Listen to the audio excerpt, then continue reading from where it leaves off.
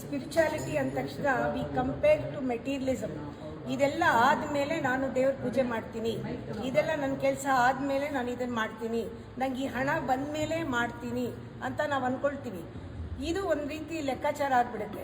ಇದರಲ್ಲಿ ನಾವು 2ನೇ ಅಧ್ಯಾಯದಲ್ಲಿ ತಿಳ್ಕೊಳ್ಬೇಕಾಗಿರೋದು ಏನಂದರೆ, ಏನೂ ಗತಿ ಇಲ್ಲ ಅವನಿಗೆ. ನಾನು ಪೂಜೆ ಮಾಡ್ತೀನಿ ಅಂತ ಒಂದು ಸಂಕಲ್ಪ ತಗೊಂಡ ತಕ್ಷಣ ಅವನಿಗೆ ಅದಕ್ಕೆ ಎಲ್ಲವೂ ಒದಗಿ ಬಂತು.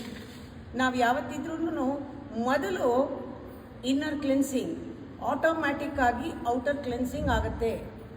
ಬಹಿರ್ಮುಖದ ಸಾಧನೆಗಿಂತ ಮೊದಲು ನಿರ್ಧಾರ, ಸಂಕಲ್ಪ ಇವೆಲ್ಲ ಒಳಗಡೆ ಆಗಬೇಕು. ನಾನು ಪೂಜೆ ಮಾಡ್ತೀನಿ ಅಂತ ಅಂದ್ಕೊಂಡ ತಕ್ಷಣ ಅವನಿಗೆಲ್ಲ ಒದಗಿ ಬಂತು. ಅವನು ದರಿದ್ರ ಬ್ರಾಹ್ಮಣನಾಗಿದ್ದರೂ ಕೂಡ ಅವನಿಗೆ ಪೂಜೆ ಮಾಡೋದಕ್ಕೆ ಏನೇನು ಬೇಕೋ ಎಲ್ಲ ಸಿಕ್ತು. ಅವನು ಬರೀ ನೀರಡಿಕೆಗೆ ಅಲ್ಲಿ ಬಂದವನು ಪೂಜೆ ಆಗ್ತಾ ಇದ್ದಾಗ ಅಲ್ಲಿ ಭಾಗವಹಿಸಿದಾಗ ಅವನಿಗೆ ಪ್ರಸಾದದ ಜೊತೆಗೆ ನೀರು ಸಿಕ್ತು. ಅವನಿಗೆ ಅವತ್ತಿನ ದಿನ ಚೆನ್ನಾಗಿ ವ್ಯಾಪಾರವೂ ಆಯಿತು. ಮನೆಗೆ ಹೋಗಿ ಆ ಕಟ್ಟಿಗೆ ಮಾರೋನು ಎಲ್ಲರನ್ನೂ ಕರೆದು ಮತ್ತು ತಾನೂ ಮಾಡ್ಕೋದ. ಇದರಲ್ಲಿ 2 ಇದೆ. ಒಂದು, ಈ ಥರ ಮಾಡಿ